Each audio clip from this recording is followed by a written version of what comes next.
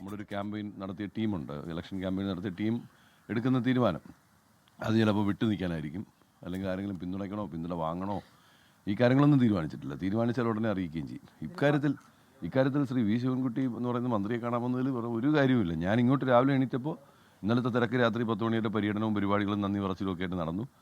രാവിലെ എണീറ്റാൽ എനിക്ക് ഏറ്റവും അടുപ്പമുള്ള, മാനസികമായി അടുപ്പമുള്ള, സൗഹൃദമുള്ള, പ്രധാനപ്പെട്ട, എനിക്കിഷ്ടമുള്ള കുറേ നേതാക്കന്മാരിലൊരാളാണ് ശ്രീ വി ശിവൻകുട്ടി. അതുപോലെ തന്നെ ഏറ്റവും അടുപ്പമുള്ള ആളാണ് ശ്രീ എം വിജയകുമാർ. അദ്ദേഹത്തിൻ്റെ പാറ്റൂരിലെ വീട്ടിലേക്കാണ് പോകാൻ പോകുന്നത്. ഇനി അത് കഴിഞ്ഞാൽ ശ്രീ വി എം സുധീരൻ്റെ ഗൗരീശോട്ടത്തെ വീട്ടിലേക്ക് പോകും. അദ്ദേഹം അവിടെ ഉണ്ടോ, തിരുവനന്തപുരത്ത് ഉണ്ടോ എന്ന് എനിക്കറിയില്ല, പോകും. അല്ല, അത് നിങ്ങൾക്കറിയാമല്ലോ, ഈ പ്രസ് ക്ലബിൻ്റെ ഭാരവാഹിയായിട്ട് പോലും ഇരുന്ന ഇവരുമായിട്ട് എല്ലാവരും അടുപ്പം ഉണ്ട്. ഇവരെല്ലാം പ്രസ് ക്ലബ്ബിൽ വരുന്നവരില്ല. അങ്ങനെ ഒരുപാട് പേര് വിളിച്ചു. അവരാരും പിന്തുണ തേടുകയോ അങ്ങനെ സംസാരിക്കുകയൊന്നും ചെയ്യില്ല. എന്നെ അഭിനന്ദിച്ചു, സംസാരിക്കാൻ വരട്ടെ എന്നൊക്കെ പറഞ്ഞതേ ഉള്ളൂ. അറിയാം, ആ നമ്പറിനെ സംഖ്യയെ സംബന്ധിച്ച് അറിയാം. പക്ഷെ അങ്ങനെ ഒരു ചർച്ചയൊന്നും ഒരിടത്തും നടന്നിട്ടില്ല, എന്നോടാരും സംസാരിച്ചിട്ടില്ല. അതാണ് സത്യം.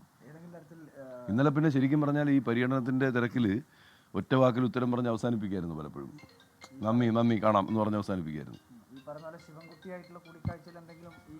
ഇല്ലില്ല, ഞാനതല്ല ആദ്യമേ പറഞ്ഞേ. അങ്ങനെയല്ല, ഞാൻ ഇങ്ങോട്ട് കാണാമെന്നതാ. അദ്ദേഹം എന്നെ വിളിച്ചതൊന്നുമല്ല. ഞാൻ രാവിലെ എനിക്ക് പ്രധാനപ്പെട്ട നേതാക്കളെ കാണാൻ ഇറങ്ങിയാണ്. ഞാൻ വേറെ ലിസ്റ്റുണ്ട്, നീണ്ട ലിസ്റ്റുണ്ട്. എനിക്ക് കാണണമല്ലോ ഇവരെല്ലാം. വിളിച്ചു എന്നാണ് പറഞ്ഞത്. ഇന്നലെ ഇതുമായി ബന്ധപ്പെട്ടല്ല, വിളിച്ചു, കാര്യം സംസാരിച്ചു, അഭിനന്ദനം അറിയിച്ചു, കാണാമെന്ന് പറഞ്ഞു, അത്രയൊക്കെ ഉള്ളൂ. ഇല്ല, ആരും സംസാരിച്ചിട്ടില്ല.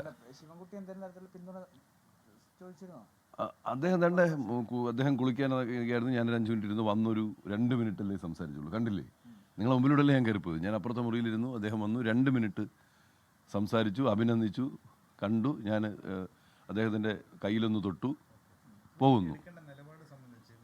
ഇല്ലെന്നാണ് ഞാൻ പറഞ്ഞത്. ഇല്ല. അല്ലല്ല, ഞാൻ പറഞ്ഞില്ല. അല്ല, അങ്ങനെയല്ല.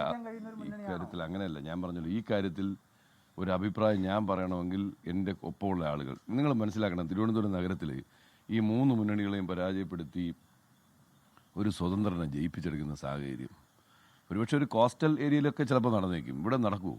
അപ്പോൾ അത് ചെയ്ത ആളുകളോടൊരു കമ്മിറ്റ്മെൻ്റ് ഇല്ലേ? അതിന് സ്ഥാനവും ഒന്നും ഒരു വാഗ്ദാനവും പ്രശ്നമല്ല.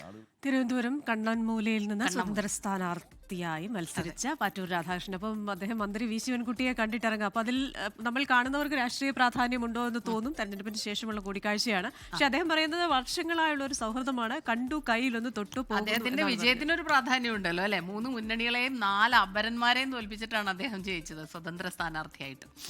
ലോകത്തെവിടെയായാലും ഏത് സമയത്തും 24 വാർത്തകളും ഓഗ്മെന്റഡ് റിയാലിറ്റി പാക്കേജുകളും എക്സ്പ്ലെയിനറുകളും വിശദമായി കാണാൻ ഞങ്ങളുടെ യൂട്യൂബ് ചാനൽ നിങ്ങൾക്ക് സബ്സ്ക്രൈബ് ചെയ്യാം.